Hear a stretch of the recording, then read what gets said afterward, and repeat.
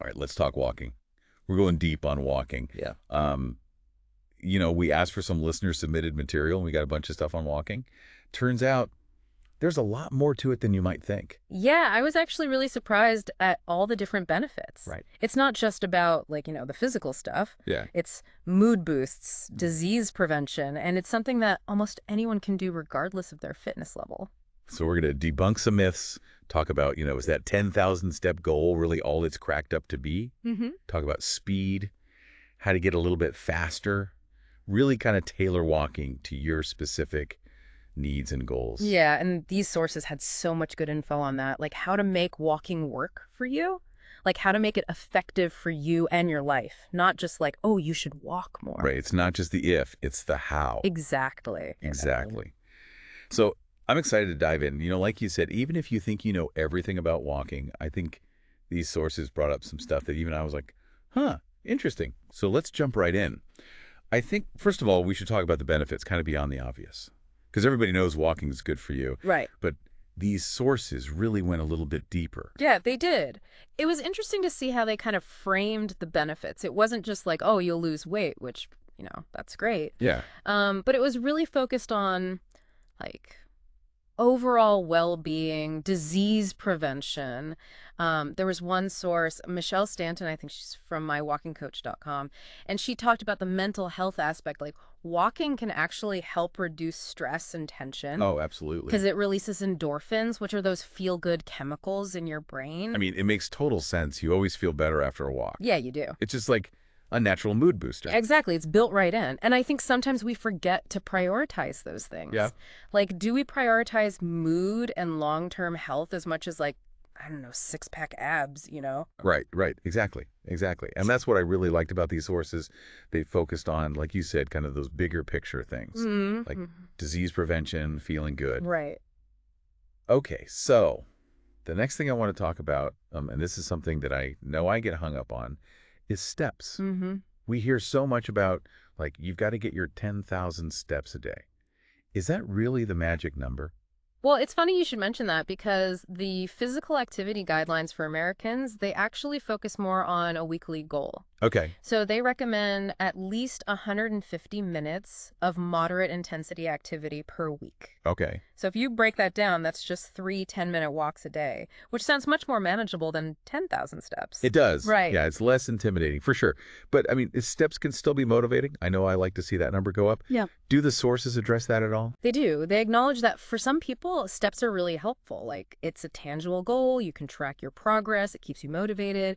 And if you are using steps as your metric, one of the sources suggested just small increases.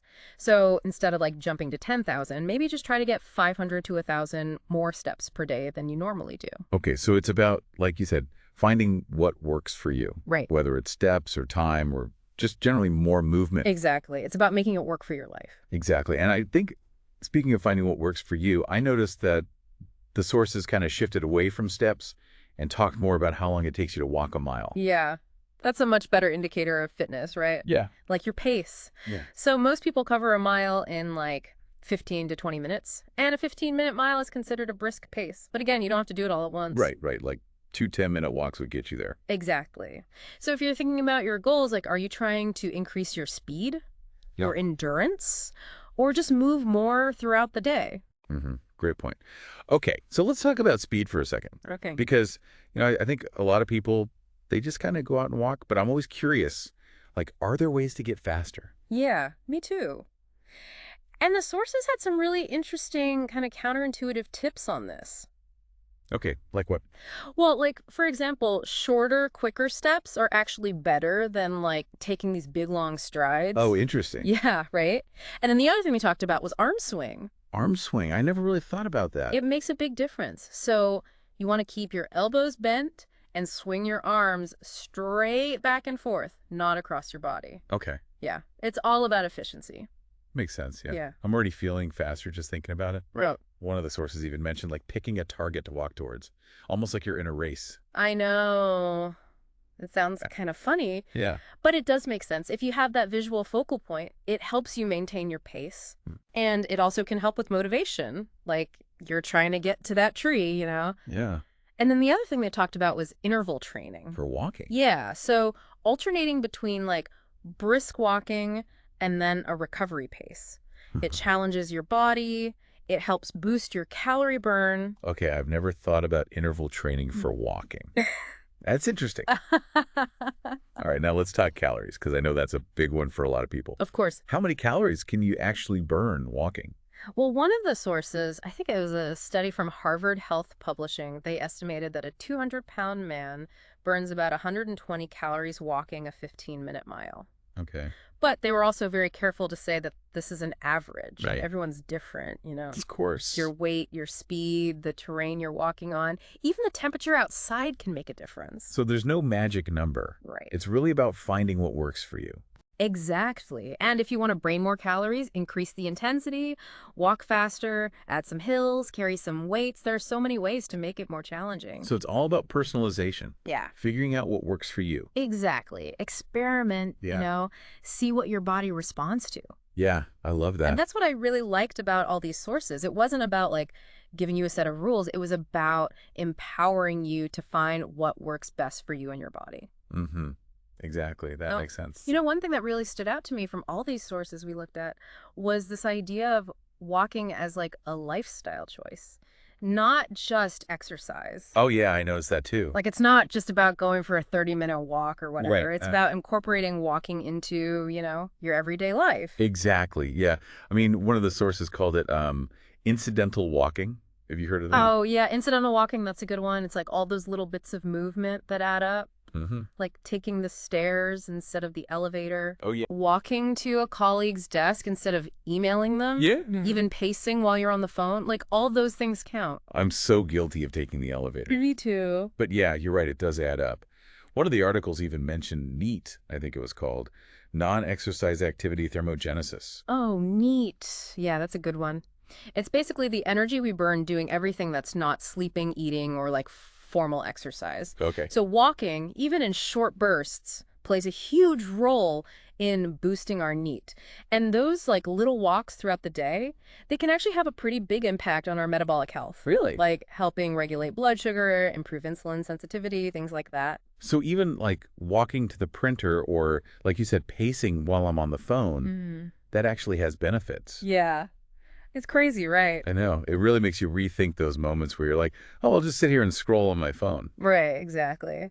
But let's be real, there are definitely those days where, you know, life gets in the way. Oh, for sure. And you just don't feel like walking. Yeah, the motivation's not always there. Exactly. Yeah. But these sources, they actually gave some pretty practical tips for overcoming those obstacles. Okay, like what? Well, for me, bad weather is always my excuse. Oh, yeah. But one of the sources was like, embrace indoor walking. You know, walk around your house, find a treadmill at the gym, Yeah. or even walk around the mall. You know, that's a good point. There are options. And then if boredom is your issue, like you get tired of walking the same route, you know, listen to music, podcasts, audiobooks, like keep your mind entertained. Oh, yeah, yeah. It's like multitasking for your well-being. Exactly. And don't underestimate the power of social connection. Oh, yeah. Like walking with a friend or a family member, or even joining a walking group can make it way more fun and keep you accountable. Right. Turn it into like a social activity. Exactly. Okay, but what about those days when you really are just like crunched for time? Well, the sources emphasize that even short bursts of walking are beneficial. They actually had this cute term for it. They called it exercise snacking. Exercise snacking. I love that. Right. So it's like you're grabbing a quick bite of movement throughout the day. Yeah. So even if you only have 5 or 10 minutes here and there, it's still worth it. Okay, so every little bit counts. Exactly. Small steps, both literally and figuratively, right? I like that. Speaking of steps, let's talk about gear for a second. Okay. Do we really need fancy shoes and like special clothing to walk? I know. There's so much marketing around that. Yeah. But honestly, the sources kept it pretty simple, which I appreciated. They were like, look, comfortable shoes are essential. Yeah. But you don't need to spend a fortune, you know. Okay, that's good to know. And supportive.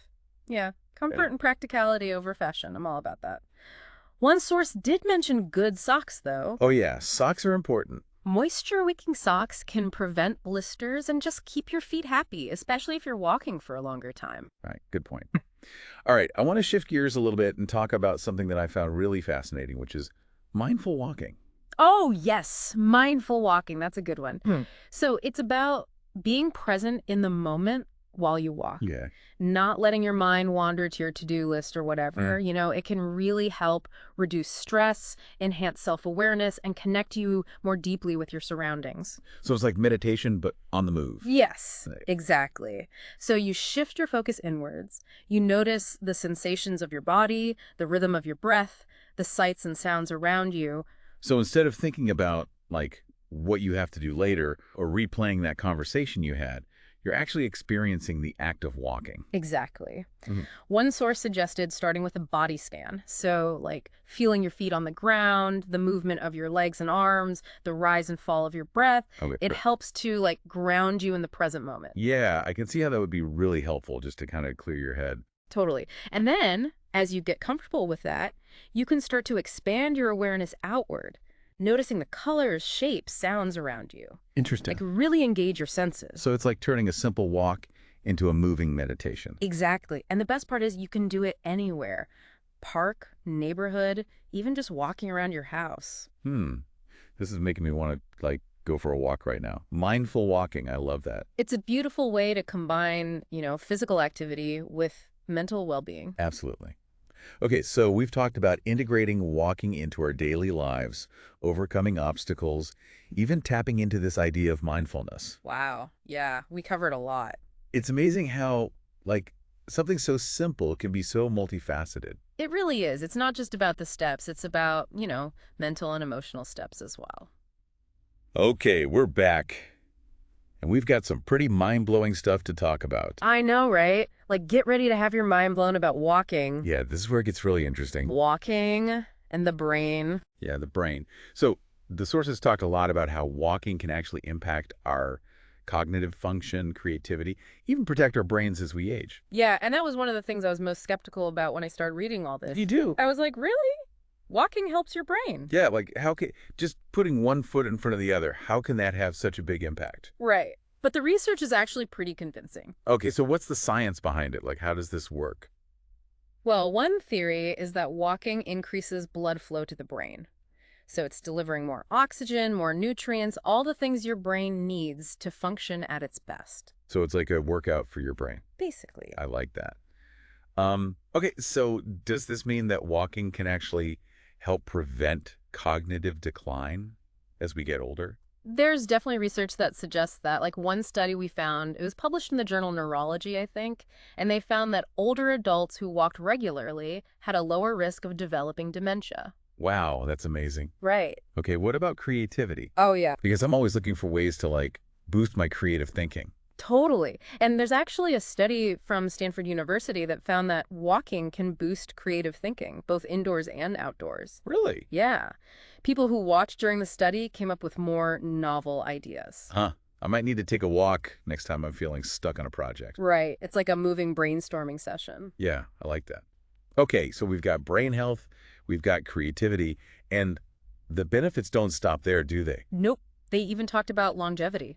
Okay, so like walking can help us live longer. Well, studies have shown that people who walk regularly tend to live longer, healthier lives. Wow. Yeah. It's not like a guarantee or anything, but it's definitely a factor. That's like a superpower in disguise. I know, right? Yeah. And the best part is it's accessible to pretty much everyone. Exactly. You don't need any fancy equipment, no gym membership, Yeah, you just need a good pair of shoes and you're good to go. And it's not just about adding years to your life, it's about adding life to your years. That's a good point.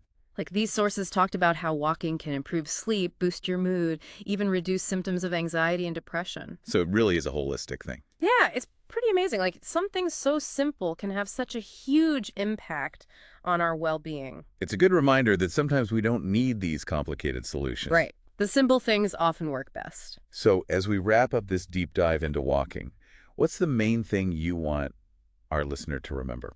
I think the biggest takeaway is that walking is so much more than just exercise. It's something that can really transform our lives, physically, mentally, emotionally, even spiritually, I think. It's about finding that joy in movement, connecting with our surroundings, and just like taking care of ourselves one step at a time. I love that. And for our listeners who are feeling inspired to get out there and walk, What are some things they can do? Well, remember those practical tips we talked about? Like try to fit in some incidental walking throughout your day. Find what makes walking fun for you. And don't forget that even a few minutes here and there can make a difference. Absolutely. And as you're walking, be present. Yes. Notice how your body feels. Take in the scenery. Be in the moment. You might be surprised at what you discover. That's a great point. Well, thank you so much for joining us on this journey into the world of walking. This was fun. I learned a lot. I hope our listeners did too. And until next time, keep those feet moving and those minds open.